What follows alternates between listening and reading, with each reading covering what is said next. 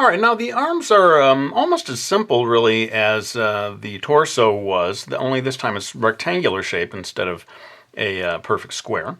And I'm going to go ahead and pull out what I've done here, the two different boxes. And these are, one will be the left arm and one will be the right arm. Now, I'm going to go ahead and go right across the top here. This is going to be a sort of a shoulder area pattern.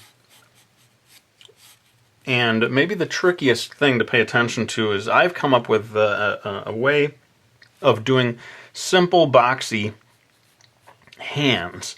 And this is going to be, believe it or not, the sort of side view in which we see like bent fingers, and this would be sort of a robotic thumb. You know, you're going to kind of have to use your imagination, to be honest with this.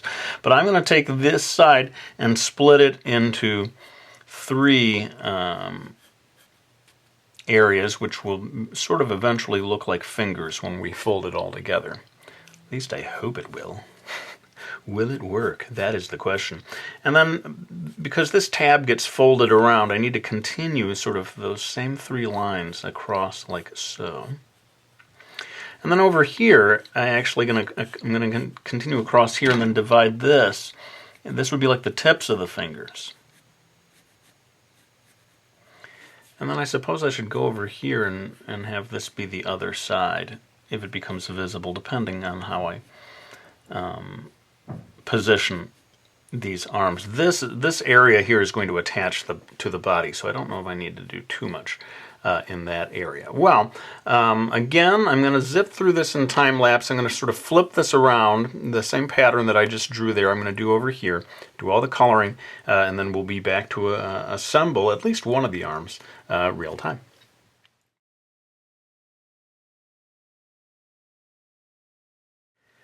You know, I thought I would interrupt this because as I was working on this, I thought, well, these fingers need to be able to bend, right? So I began to imagine a sort of flexible area here near the knuckle. Of course, it won't be flexible in real life, but I thought it might be interesting if we try to imagine this as something that could unfold and the fingers could open up if they needed to. So I'm putting in a sort of a flexible area here, and I thought instead of just doing that all in time lapse, I would reveal that to you, the drawing process. And then over here, it's going to have to be the same, basically. Just sort of a funny thing that occurred to me as I was working on this, because the fingers do need to be able to open up, and so I imagined some sort of robotic flexi material that could be in here, and I'm going to go ahead and finish that up, color that in with a gray marker, and that'll make this seem maybe just a little more like an actual robotic hand.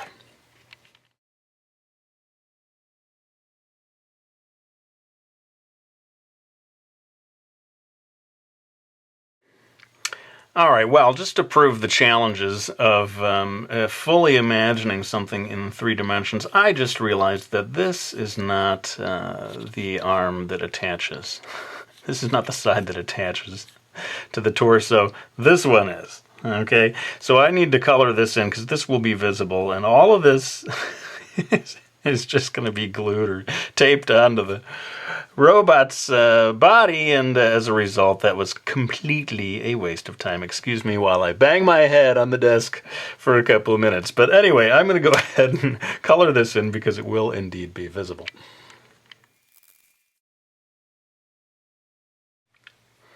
Okay, so I'm going to do just one of these, and the other one I will fold together off camera, but I wanted you all to see how this turned out in terms of this idea of one part of it being flexible so that you could imagine maybe the fingers opening out, and again scoring every one of these areas that you need to bend is crucial, I think, to making this go smoothly. But if all goes well, you can start to see how that begins to look like a hand that might open up. See what I mean? And I'll go ahead and use, tape to finish this off and get it to hold into place. But this little bit up here will end up being just the sort of upper part of the arm that maybe looks a little bit like a shoulder once we get it on there. See? All right, so let's go ahead and finish it off. Okay, so here are the two hands, finally done with that, and I want you to take a good long look at this area and this area, because you will never see them again once I attach them to the body of the robot. All right, we are down to the last part, the legs. A little tricky, sad to say, but we are finally going to be at the end of this process. Let's go ahead and get into it. So you may remember from the initial design that to make the feet more foot-like, footsie-like, I decided to put a sort of diagonal edge there, also to give a wider base of support to the robot as a whole. Now what happens whenever you do a diagonal surface, it ends up being a bit tricky in terms of the width of certain things that need to match up with that. So just bear that in mind if you're going to be designing such things, and I'll go ahead and position this to anyone who wants to do a pause or whatever to somehow make note of this. But as I said, I'm going to put all of these patterns all together in one place at DeviantArt, so that will be there. Anyway, I'm going to go ahead and pull out my pre-drawn lines, and in a way maybe we should look at it like this, because this is the way it's oriented with the feet. And time to go ahead and finish this thing off. Okay, so the design or the shape of this pattern that you have to cut out is tricky, but happily the actual legs themselves, the way I've designed them in terms of decorative features, are really quite simple. And I'm putting in a vertical line which will give the appearance of two separate legs. It's a good thing I don't have to actually build two separate legs, though. And then I've decided to just right here where the diagonal section, the sort of foot-like section connects, that I'm going to make a straight line right across there. And as I've been doing with my coloring, there's sort of this duotone pattern, and what I'll be doing is having this be that darker blue and have this up here be that lighter sort of greenish, sort of mint green color. This is going to flip around and be the other side of the legs. Sorry about that, I got confused once again. This, I'm pretty sure this is actually the bottom of the feet, folks. So if you wanted to, you could, I guess, put a sort of like a tread-like pattern down here. Why not? Have a little fun. I may do this a little nicer later on after I sort of get the measurements a little better. But you get the basic idea. I'm going to go across here and create like treads so that if you were to lift the entire robot up, you would actually see a sort of like tread-like surface on the bottom. And to be honest, I just suddenly thought of this right now, and I kind of like the idea. So this down here actually will be that diagonal surface of the upper section of the leg. This is going to be darker blue. This is going to be the lighter mint color that correlates with this. And this, I hope I'm right, is the part that connects to the body and doesn't need for me to labor over it as I did before. I'm going to go ahead and firm up these lines. I'm going to add the sort of rivets and so forth, but I think that apart from that, that's basically all I'm going to do in terms of detail, because I am running a little late, and my apologies for, I guess, yesterday.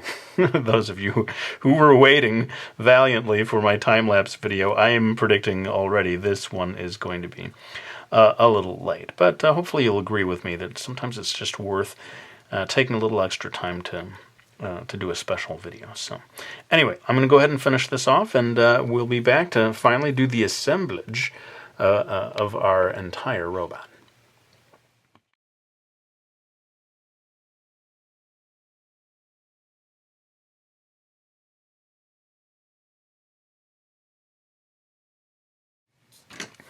So here we are, ready to assemble the very last piece. Now, I'm kind of glad I came up with this idea of the treads. I hadn't thought about the bottom, having the bottom be part of it, but now that once it popped into my head, I thought, hey, that'll be kind of cool. You can actually lift it up, flip it upside down, and see treads on the bottom of our little Chibi Robo-Dude. Now, this is interesting here because we get what I suppose the origami people would call a valley fold here that goes in the opposite direction. And if I have measured everything properly, then these should all sort of fit together like so. Again, I'm going to use the tape to do the last bit of the process, but I want you to sort of see the preliminary version, and I think it's coming together pretty nicely. You'll be able to see how it has that sort of foot-like shape and the treads underneath. So let's go ahead and finish this up. Okay, so this is what it looks like when we get the body and the legs together, and that's how the back is going to be. And I've got one of the arms now with a bit of double-sided tape attached. I am going to position this a little bit near the front so that we can see the fingers. I'm going to also put it at a little bit of an angle. And this is why I left this open up here, so as to be able to apply some pressure here and get that to stick. Even so, it's kind of tricky. And I'm learning a lot about making three-dimensional objects, sort of baptism by fire with this project. Anyway, let me go ahead and get the other arm on. Okay, so we're ready for the crucial final step. What I'm going to attempt to do is I've put double-sided tape on the top of this lid, still leaving it kind of open. And I thought if I could attach it first to the head, you know, pressing as best I can against this. Then, and I decided to put it at an angle just to make him a little more lively little robot. If all goes well, I can now close this in here. And we've got ourselves a completed little Chibi Robo. Let me see if I can pull back a little bit here so you can see the entire thing. Oh my goodness. Now I'm going to have to probably sneak in a second piece of double-sided tape to hold that down, but otherwise you can see we are done with our little project. Alright, well that brings us to the end of the video. I hope you enjoyed it, and I hope some of you will take on the challenge of following along. Like I said, I'm putting the link to the blueprints over at my DeviantArt. It'll be the first link in the info box. And you know what? Hats off to anyone who does paper craft. This has really given me respect for the form. It takes a lot of effort, takes a lot of time, and you really have to stay focused from beginning to end. But it's quite rewarding when you get to the finished project. Well, I don't like to end a video without thanking anyone who supported me by getting into my books like Brody's Ghost and Mickey False, my graphic novel series, as well as Mastering Manga and Mastering Manga 2. Anyone who buys those books is really helping me out, and I will never stop being appreciative for that. But let me go ahead and set down this robot. Probably the first and last time I will ever say those words at the end of the video. I really hope you enjoyed this video, and I will be back with another one real soon.